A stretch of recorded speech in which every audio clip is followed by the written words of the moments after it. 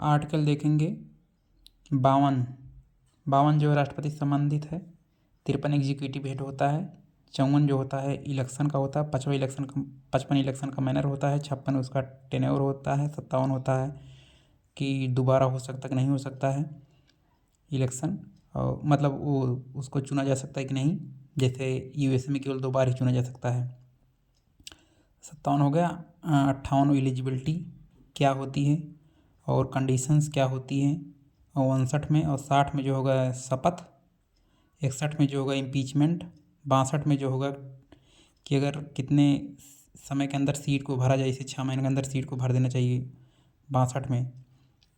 63 में क्या होगा, 63 जो है वो वाइस प्रेसिडेंट के लिए वाइस प्रेसिडेंट, और 64 जो होता है वाइस प्रेसिडेंट राज्यसभा का हेड होता है। 65 जो होगा राष्ट्रपति की अनुपस्थिति में वो राष्ट्रपति कार्य करता है। 66 जो होगा इलेक्शन का होगा। छी मतलब इलेक्शन बहुत गलत माइनर से होता है, ये सब चीज़ें इस वजह से ट्रिक बनाया हूँ। 66 में इलेक्शन होगा। 67 जो होता है उसका टेन्योर होता है। 68 जो होता है राज्यसभा का जो उपराष्ट्रपति का जो होगा कितने समय में उसको सीट को भरा जाए ये बताता है।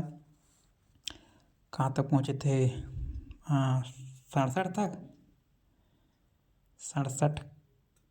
67 हो गया टेन्योर, 68 समय, और 69 शपथ होती है। उपराष्ट्रपति शपथ कैसे लेता है 69।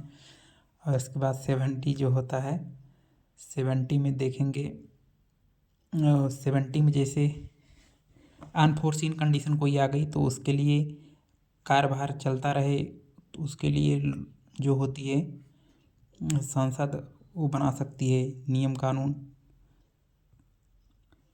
जैसे कोई अनफोर्सीन कंडीशन आ गई, राष्ट्रपति काम नहीं कर पा रहे हैं किसी वजह से। और उसके बाद 71 में जो होता है कोई अगर इलेक्शन के रिलेटेड डिस्प्यूट आ गया राष्ट्रपति या वाइस प्रेसिडेंट या वाइस प्रेसिडेंट को, तो सुप्रीम कोर्ट में ही उसका फैसला किया जाएगा। और आर्टिकल 72 जो होता है वो क्षमा के लिए होता है।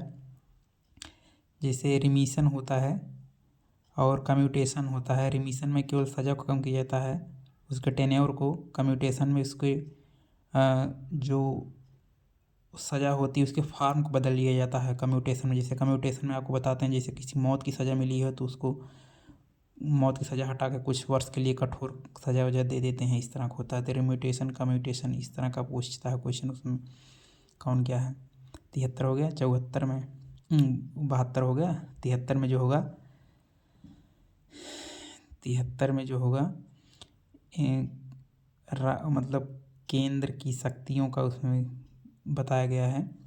73 में extent of executive power of India, तो इसमें देखेंगे 73। और 74 जो होता है there will be a councils of minister with the head of the prime minister for the aid and advise to the president. 74 हो गया। 75 जो हो गया, 75 में बताया गया प्रोविजन एज टू मिनिस्टर, मंत्रियों से संबंधित प्रावधान। जैसे मंत्रियों की टेन्योर क्या होगा, शपथ क्या होगी, ड्यूटी क्या होगा, रिस्पॉन्सिबिलिटी क्या होगा, साइज क्या होगा। जैसे रिस्पॉन्सिबल होते हैं लोकसभा के लिए साइज 15% ज़्यादा नहीं, डिस्क्वालिफिकेशन शेड्यूल 10 के अनुसार किया जाता है। शेड्यूल 10 वो 52 अमेंडमेंट से किया गया था जिसको। और इसके बाद 76 में जो हो जाएगा, 75 बता दिए। 76 आर वेंकट रमणी जो इस समय है अटॉर्नी जनरल ऑफ इंडिया। कोई मैटर का अगर सुनवाई करना है कोर्ट में तो attorney general of India Bharat government की तरफ से काम करते हैं। 76 के बाद 77 जो हो जाएगा बिजनेस भारत सरकार के बिजनेस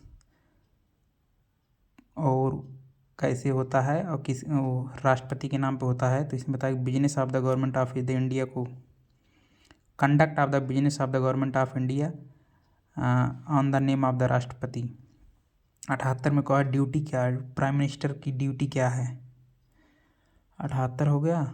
और 79 जो हो गया है, 79 ये है और संसद की संरचना कैसी है, जिसे इसमें लोकसभा राज्यसभा ये सब चीज़ें होती हैं, तो उसका संरचना क्या है। 80 में जो है राज्यसभा, 81 में है लोकसभा। तो आपको पूरा बता दिए। Thank you.